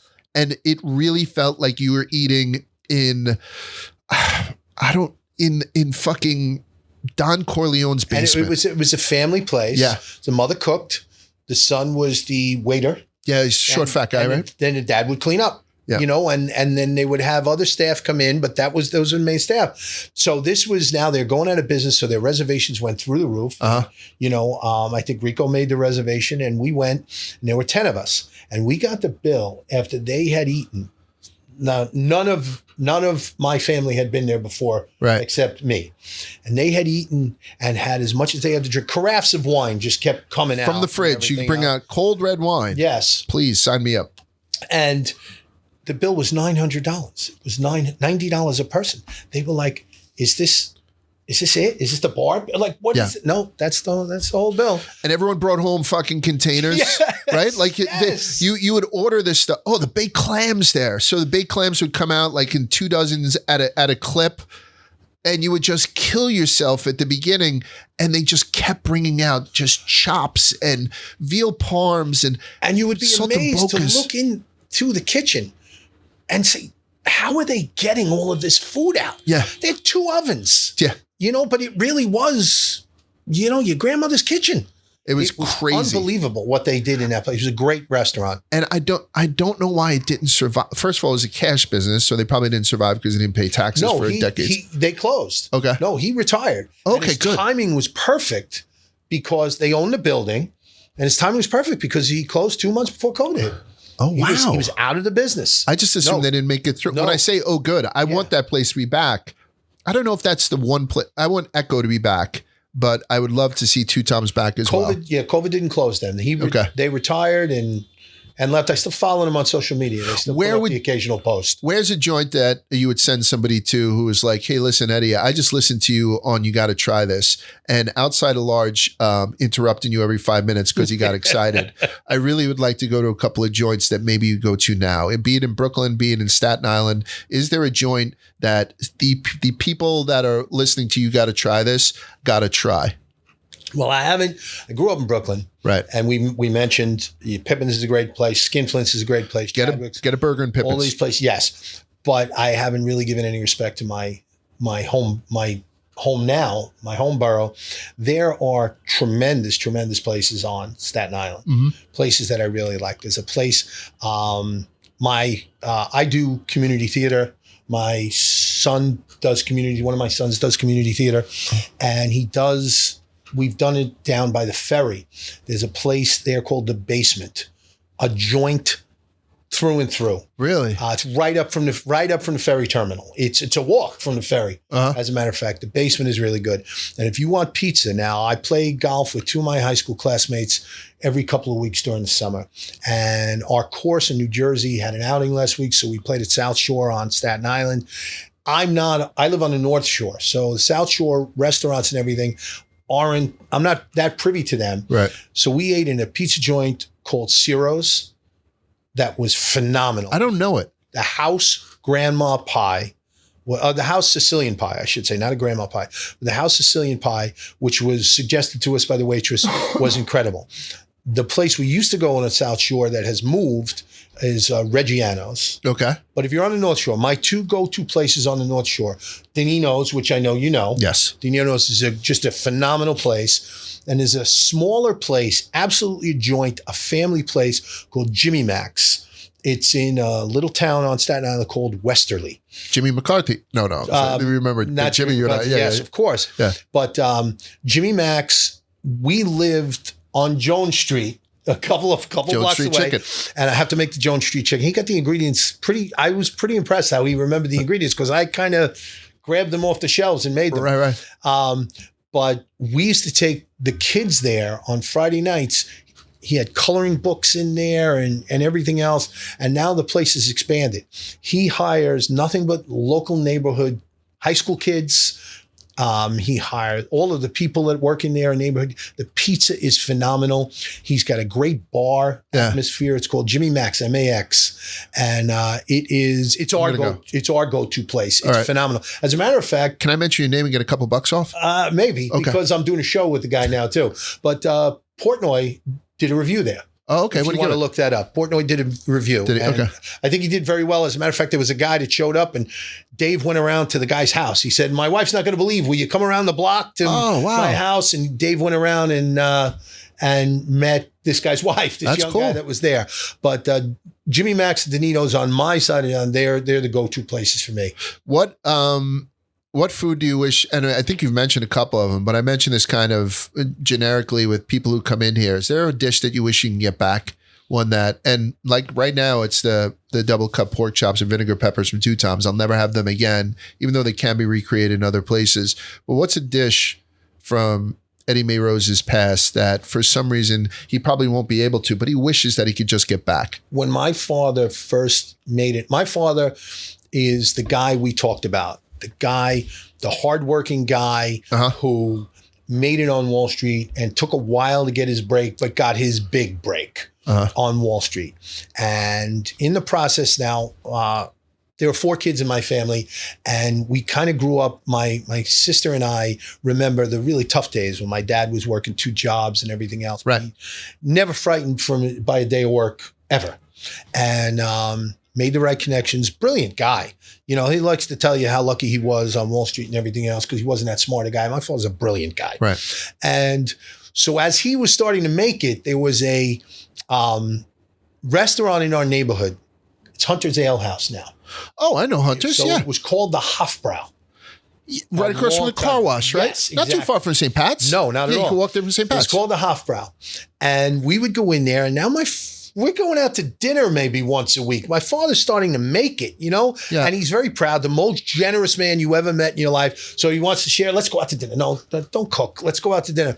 We would go to the Hofbrau, and no matter what, they had good stuff on their menu and everything. And no matter what they got, I would always order, can you get something else? The chopsteak with mushroom sauce. Really? In the Hofbrau. I would kill to have their chopsteak with mushroom sauce right now. And it was I know. It was one of the cheapest things on the menu. For chopsteak. And my father, you can get a steak. Right. Would you like a veal chop? You can I'll take the We knew the waiter's name. We went in there offering up. John, I'll have the chopsteak with the mushroom sauce. That's what I would like to bring back. So would I. And I've been to the Hofbrau house, obviously, and I was younger, so I don't remember it as fondly as you. I do remember Hunter's a little bit better. It might even be a Japanese place now. No, it's still Hunter's. Oh, it's still Hunter's. Okay. Because there's like I don't know. There is.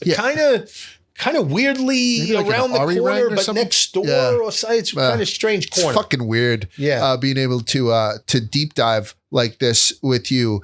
Is there something that you think is quintessential Brooklyn that people don't really know about? Like Brooklyn or Staten, anything that's quintessential New York, people automatically go bagels and pizza and a pastrami sandwich from Katz. I did a Pinel sandwich from Joseph Avenue U, the Pinelli specials, like the crushed chickpeas. I call them the Italian falafel. And I think that's a quintessential thing that I'm only going to get in New York. Is there a quintessential New York dish for a guy who's been in and around the city for his whole life? Before I answer that question, by the way, kudos to you for the L&B sandwich. Oh, yeah. Thank you. I can't wait to stupid, right? Yeah. But quintessential New York to me, I have to say, now it's not the carts with the dirty water, but the hot dog on the cart. Yeah. Being able to go onto the corner and get the grilled dogs. The guy's got to have a grill. The DWDs I'm not interested in because they discolored and everything else. Yeah. But that you can walk up to a cart and get a gyro. Guy's whacking the lamb off the stick on the street. Those are quintessentially, all of those carts are quintessentially New York to me. Let's grab a dog. Big fan of the West Wing. And there's one scene early on in the series where one guy says to the other, why don't we go out and get a hot dog? It's 10 o'clock in the morning. they'll be fresh. You know? Exactly. Yeah, exactly. Yeah. I agree with you too. And also Ganesh. I think Ganesh from Ganesh are slept on. I wish I could remember the name of the place. A very close friend of mine, shout out Brian Cosgrove, took me to lunch one day. He works in Park Slope. And he took me to lunch where he said, get the roast beef sandwich. So the roast beef with sauteed onions and everything else. Okay, you've had that in a million places. The bread was served on a Ganesh. That was the bread. What a sandwich. That's what we did. We went to Sarge's. Terrific. Sarge's, we went, Ian and I, and I'm an egg cream guy. So a nice egg cream. Me too. Sarge's, yeah. And then I think they did the brisket inside the Knish with that brown gravy on it. And that blew my mind. See, I like too. the Knish on the grill when you get the outside really hard. Yeah. I like the Knish that way. So when your son came on, I did about an hour with him, right? So I had to do more with you because I like you more than your son. Don't let him know. But for people who are big fans of Rico and stuff, if I was to use 2 words to describe Rico, I would say that, and I know him a little bit outside of the narrative that he plays here, and he's a wonderful guy, but otherwise he's a crazy bastard. So I'm asking you 2 words to describe your son that you think best sums him up. He shows up. Yeah, does, right? More than anyone I've ever met. It's what you aspire to have your children to have a work ethic and everything else. Rico, can we edit that out? I don't know if I'm supposed to say that. By the way, or not. he'd give me a dispensation, so we were allowed to use like real names and whatnot. So Rico has in his life been a valuable member, for instance, of every team he's ever played on. He has been the best player on the team. He has been the last player on the bench. He has been somewhere in the middle. He is a guy that shows up. He will tell you that, well, he won't tell you, but the immense amount of pride I had watching his college football career. He walked in as a freshman at about 155 pounds, 95 guys on the roster. Now, there's attrition in Division III football because you're not getting scholarship. I'm not getting playing time. The work required of you is exactly the same. The lifting, the sessions, and everything else. And by the time he was a senior, he was a starting defensive back because he shows up. He just never went away. Yeah. Terrence shows up. That's what always makes me very, very proud of him. Was he difficult to feed as a kid? He's a very picky eater. He alluded to it, especially as a kid. He grew out of a lot of it. And his kids are too young now to like really have that identity yet. Yeah. But he did allude to it. He's a picky eater, always was. But the funny thing was, he did the whole thing with the spinach and cutting the spinach. But we would laugh because he'd eat a spinach salad as long as he didn't know what it was when he was a kid. Yeah. You know, it was raw, it wasn't cooked. And then he'll tell you it's the consistency when it's cooked. Didn't like bananas, scarf banana muffins. Right. You know, like when he was a kid. So there was always an enigma with what he would eat and what he wouldn't. But he's a very good eater as far as what he puts on his plate now. He's very good with making sure he's not eating shit all the time. Yeah. You know, and that's something that I had to get over in middle age because we ate nothing but shit on the trading floor. You know, when you'd come home and you ate dinner with your family, but you really weren't hungry because of what you had what to was eat. Around and everything else. You'd come home and you just had a porterhouse. Like someone's like, oh, I'm going to Harry's. Remember Harry's Hanover Square? Obviously, you know Harry's. And we sent up from Harry. Oh, really? Yeah. Harry Pulakakis. Okay. Guy, yeah. But by the way, when I had fucked a $2 broker on a big meal from Harry's, I kept that guy's card. And the next day I sent the wait staff their flowers. The girls who helped me out the thing. I remember that. Nice Harry's touch. has nothing but Nice fond touch. memories for me. But you'd have like a beautiful steak from Harry's with all the things. And when I moved to the super booth, that was the limousine of everything. So you had like Eddie in a regular booth, that super JP booth. have the first one? We had one of the first ones right underneath the bell. If Right you're looking under at the the bell. bell, Yeah. And they built it to my specifications because I was the guy in the super booth. It might have so been the why benches, you were under the bell. yeah, but the counters were all high. So a lot of people had said, Yeah. my wife spent her whole time standing on a box in booth O or wherever she was. But People everyone think had when to. you say I never sat down at work, they think, oh, you were active and everything. No, there were no seats. There were no seats. Yeah. So at Soup Boots, you had a little bit more of a spread. And so we were able to like put Harry's out and all that kind of stuff. I'd almost feel bad going back to my family and then being like, what do you want to have for dinner? I'd be like, Right. I just had a gourmet lunch. and you guys had Lunchables or whatever the fuck they do when we're not around. My wife used to say that all the time, you know, all right, listen, I'm going out. Because I was not one. That's another thing that I got from my father. Yeah. And I was very proud that I was like that. And I think I passed it along, was your family's everything. So I was not the guy who was out. Completely different story, $2 broker, you're entertaining and everything. But I was not the guy that went out all the time. But when I did, all right, listen, hon, I'll probably be home at 10 o'clock. Somebody will get me good. I'm going out to play basketball with accounts up at some school on the Upper East Side, and Baze is taking us out to dinner afterwards. Baze could play. So could Fuchsy. Fuchs can play. I know Baze could play. And Baze, like you have a passion. Your son still has a passion too for high school and college athletics. But Baze has always been. Bob Basil was one of the traders. He traded retailers when I was up on the desk at Citigroup. Excellent trader and just an excellent person. And you can offer Bob Basil a glass from the fountain of youth, and he'd be like, "Nah, just give me a Budweiser." Yep. Loved an ice cold Bud Red, Bud Heavy, and not loved. I'm sure he still does. Bob's still around. Big St. John's guy. Huge St. John's guy. Even though we didn't go to St. John's. Yeah. Elmira. Oh, yeah, he went to Elmira College. But I didn't know Fuchsy could hoop. Fuchsy could shoot. Fuchsy was a good player. Could he shoot lights out? Good handle, and he could shoot. Fuchsy could get hot. So we would go up there, and I would say to my wife, yeah, I'm going, and we'll probably go out to dinner afterwards. She goes, good, enjoy your dinner. I'll have a bologna sandwich here. Oh, shit. She hit you with it. Because on top of me being out, I wasn't home to cook. Right. Yeah, exactly. That's why I married a girl from the floor. Because I'd be like, I fell in love with her too. But it was one of those things, you want to have some dinner? I'd be like, nah, I had a porterhouse at lunch. And she'd be like, oh yeah, Enzo sent lobsters in for me too. Yeah, so it was one of those things we'd almost try to one up ourselves. No, but you wouldn't believe it in any other industry that what came in. You know, we'll go to Mark Joseph's, get Peter Luger's to come fucking in. Mark Joseph's over in the Seaport. Yes. Yeah. You know, send them down. I remember we went to Captain's Catch. Captain's Catch was another one. Catch was another good place down the bottom of Wall Street. But there was another place in the Seaport. I can't remember. It was a really nice seafood joint. And one of our $2 brokers, really great guy, took us there, and he knew them there. We're dropping names, and now he's one of the best guys. Yeah, who is he? In around Mike Haw. Okay.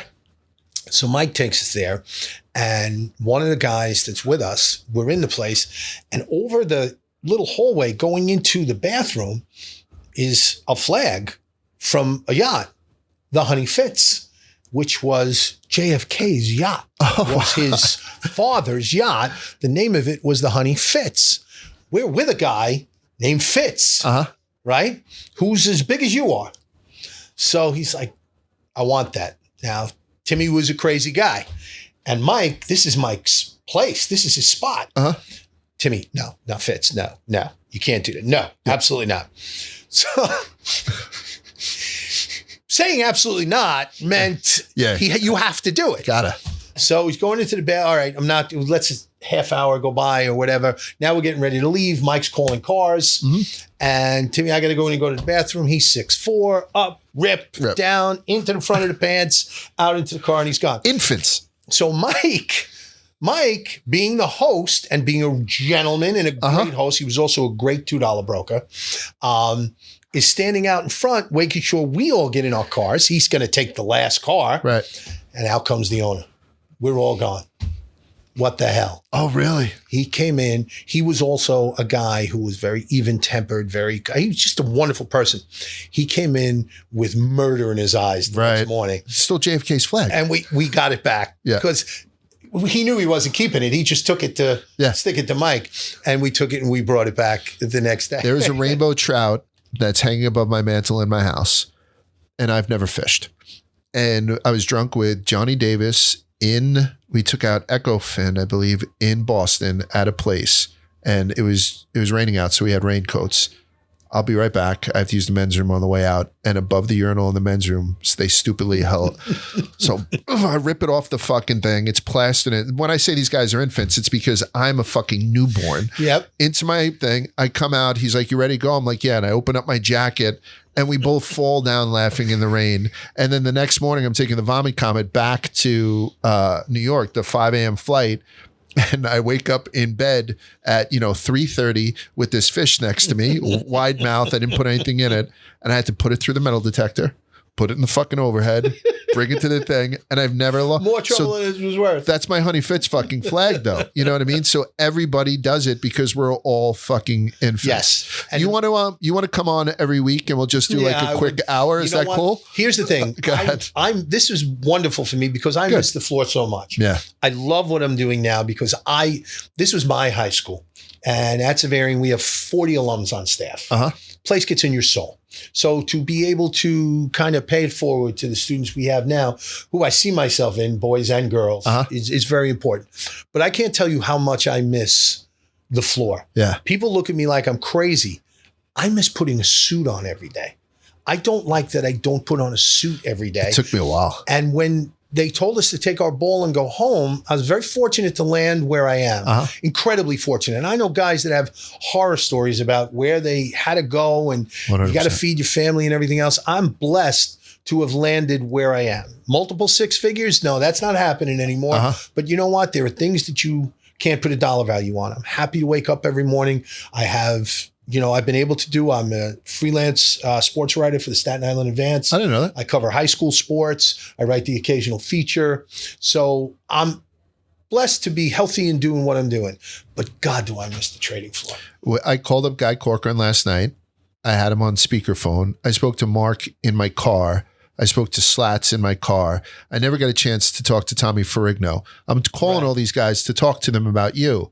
And Tommy is wonderful too. Love Tommy's salted. Yeah. Tommy and I worked together in the same booth for quite a while. Yeah. I worked with Mark for a short time, Guy for a short time, Slats for a short time. By the way, Guy didn't steal the vacation book. I think it was Mike McFeely who did, right? Is that one I got to mention to you?